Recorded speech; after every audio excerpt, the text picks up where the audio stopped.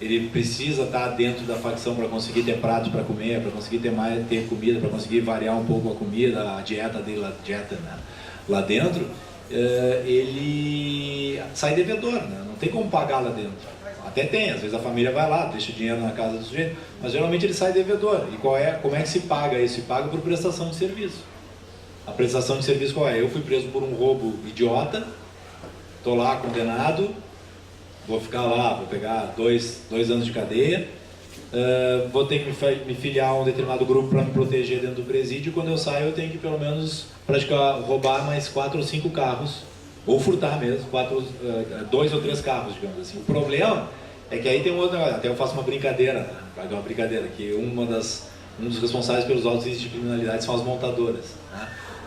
Por quê? Porque antes, como é que funcionava quando alguém queria furtar um carro, né? Ou pegar um carro? A gente ia lá, quebrava o vidro, né? Fazia uma ligação direta e mandava embora. Levava embora. Hoje em dia, o carro que vale a pena para o pessoal que comanda o presídio central, que comanda as galerias, né? Cada galeria rende 250 mil reais por mês para o dono da galeria, né? Então, o que vale ali? Vale, na verdade, um carro bacana, né?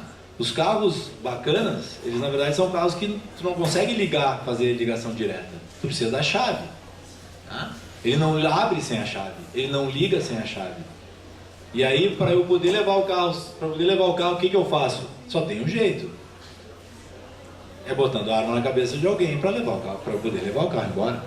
Eu preciso, se eu preciso pagar aquela dívida, se eu não pagar, eu vou morrer.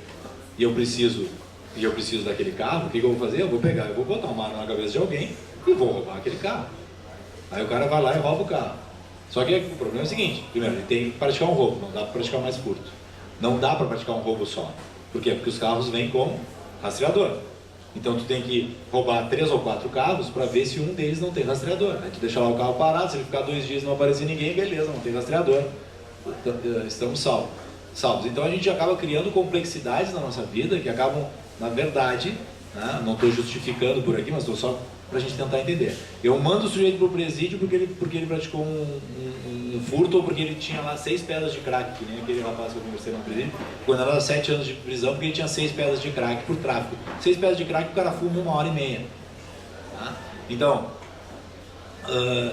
aí o sujeito vai para o presídio central, ele entra no presídio central, ele tem que fazer parte ele tem que se proteger dentro do presídio central, passa a dever. Quando ele sai, ele tem que obter 5 carros. Como é que ele vai obter? Furtando não dá, ele vai ter que roubar.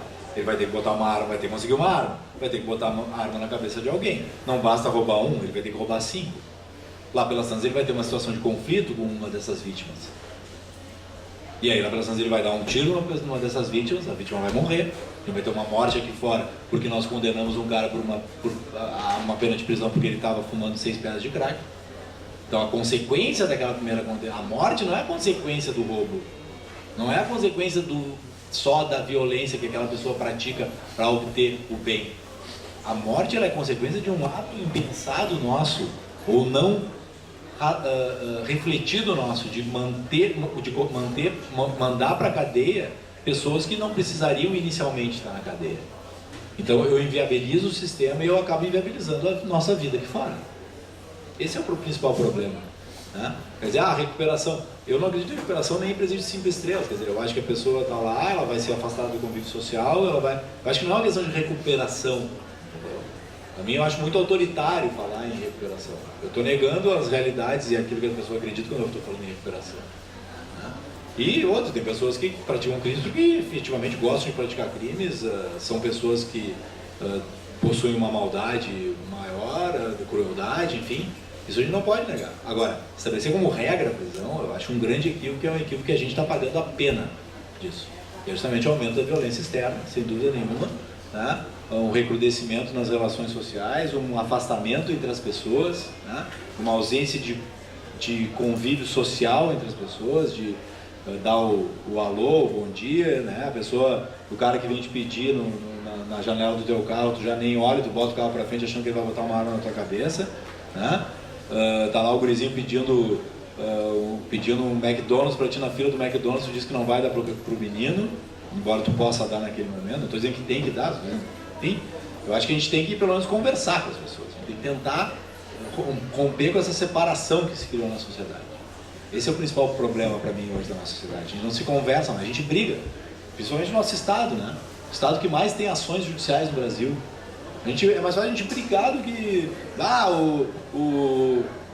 sei lá o sujeito está me devendo aluguel há 7 meses. O que eu faço? Contrato o advogado, educação de despejo. Por que eu não telefono para o sujeito e pergunto, vem cá, está com algum problema? Por que tu não vai me pagar? Isso acontece no dia a dia. Então, quer dizer, o sujeito caiu na loja aqui, escorregou e se machucou, ele vai entrar direto com uma ação lá, dando moral, dando material, porque caiu, escorregou, não vai conversar com o pessoal da loja. Tudo virou processo, porque tudo virou briga. E a gente briga no trânsito, a gente briga no dia a dia, a gente briga no bom dia, né? A gente dá bom dia brigando. A gente pega o táxi, eu sou extremamente crítico com o taxista, tenho um problema grave com o taxista. Eu volta e meia, eu acabo me estressando com o taxista, né? Por quê? Porque justamente o cara está ali na situação de conflito e ele vai acabar colocando os conflitos dele e vai acabar dizendo coisas que na verdade me desagradam naquele momento, que eu acho que não pode ser a lógica de quem está trabalhando no trânsito, mas é complicado exigir das pessoas isso. Mas eu acho que a questão é muito mais profunda do que dar o enfrentamento. Claro, a gente tem que buscar o enfrentamento. Qual é o enfrentamento, caminhão? Ainda não sei. Mas eu acho que tem que se buscar algumas formas, tem que se buscar formas anteriores à prisão. A gente tem que buscar formas sociais de cumprimento de pena, formas de... a gente não aproveita isso, o direito é um ambiente extremamente fechado, né, dentro de uma caixa e muito pouco criativo, né? Então a gente não utiliza... Tinha um juiz no Rio de Janeiro, chamado Dr. Eliezer, e ele aplicava sentenças em total arrepio da lei. Mas as sentenças do cara funcionavam, né? Ele teve um processo lá uma vez que era um desacato. Justamente era um sujeito que tinha desacatado um guarda de trânsito no Rio de Janeiro, às 6 da tarde, numa avenida extremamente complicada, e que o trânsito era extremamente complicado. A pena que ele impôs ao sujeito foi de ficar um dia lá, 5 horas, do lado do sujeito que tinha que cuidar do trânsito. Pronto. O cara aprendeu a dificuldade que aquela pessoa dava. Ou seja, colocar-se na posição do outro. Essa é a grande dificuldade que a gente tem hoje, de se colocar, se enxergar no outro. Que é um pouco que eles fazem, que acabam fazendo aqui no livro, né? Porque justamente ele busca trazer para algo muito próximo, algo que para a sociedade americana na época era distante e era inadequado. Alguém gostaria de fazer mais alguma pergunta? Eu vou fazer uma última aqui então, Felipe, que eu queria na verdade mais é que tu comentasse, acho que é importante a gente refletir junto, né? Sobre a questão das facções, né? As pessoas e a mídia, de uma maneira geral, sempre avaliam o aspecto negativo e, com certeza, né, da opressão, da questão do lucro, mas a gente também vê que a facção vê como também um laço de identificação cultural, de uma região onde ele nasceu, de onde um laço de referência. Então, assim, quando falam para mim da facção, a facção com certeza não é assim, um modelo opressor, um modelo de extorquir, de coagir as famílias.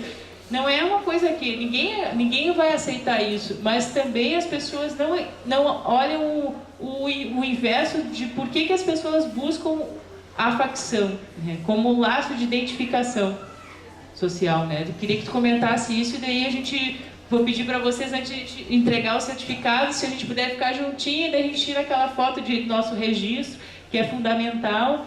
E se tu pudesse falar como é que tu avalia hoje a família daquela propaganda de margarina, né, da diversidade cultural hoje, da aceitação do Estatuto das Famílias hoje, com um modelo que a gente tinha antigamente e hoje a gente está tendo a regulamentação, mas e a aceitação? Será que realmente as pessoas estão aceitando? Porque uma coisa é a gente dizer assim, eu não uso, mas eu vou dar uma suposição, eu sou usuária de maconha, mas as pessoas elas não assumem que o são, né? E acaba acontecendo de que a cultura fica se boicotando muitas vezes, o comportamento se boicota por causa do padrão, de um padrão X de comportamento, e a gente não consegue avançar muitas vezes em tratar questões como essa, como questão de saúde, como uma questão de outros graus que não a criminalidade, né? Bom, a facção ela gera, quando o sujeito entra para o estabelecimento prisional, se ele é um preso que ele não conhece ninguém, não tem relação a... ele precisa se encontrar, né? Pela nossa característica, né?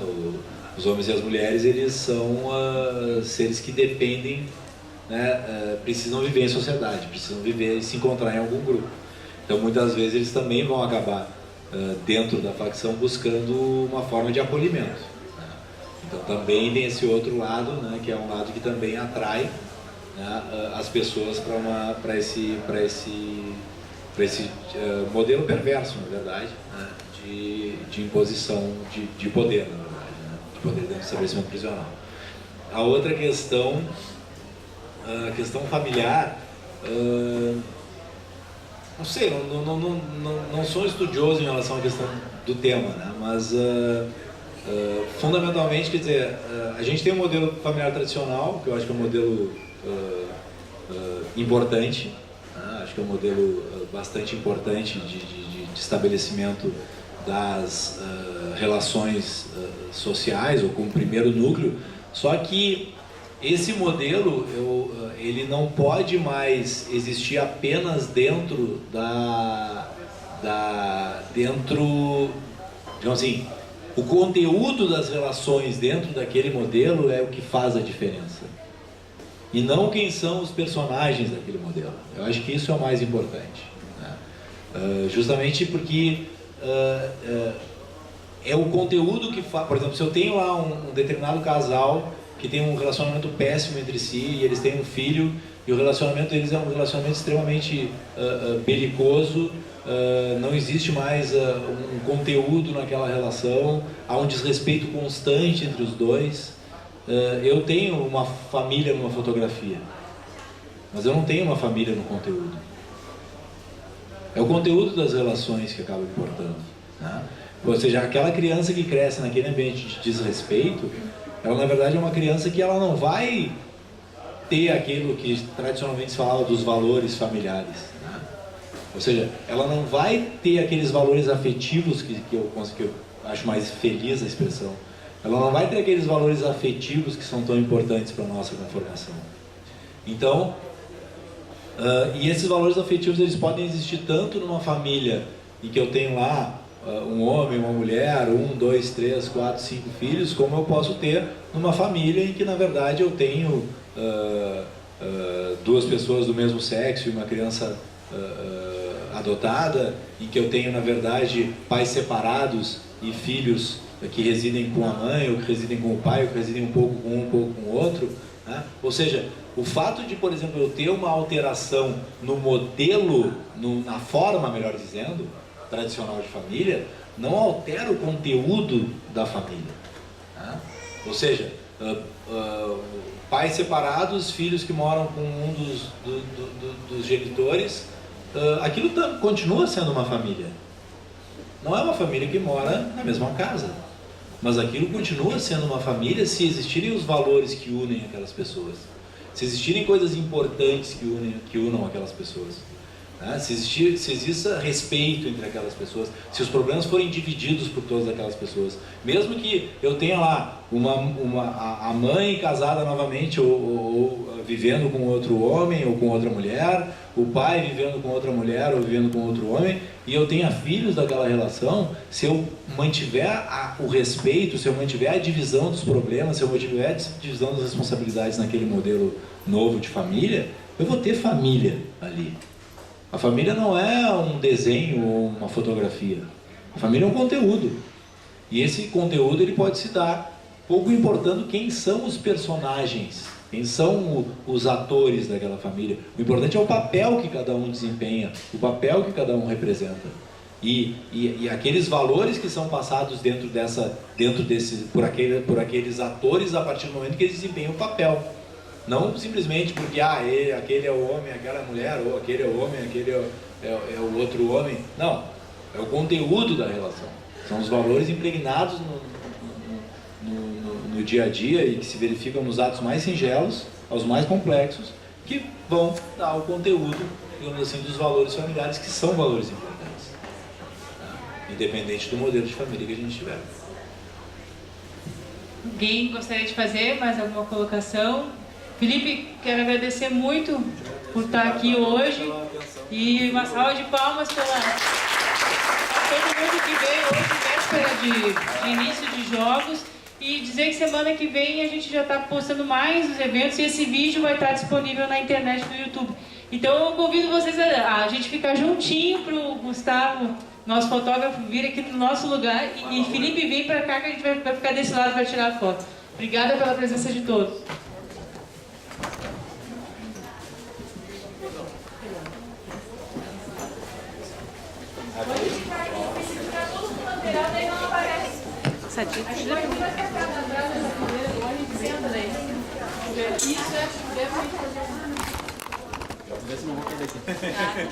Cuidado, chama a cadeira. Não, acho que essa aqui dá. Segura, mãe.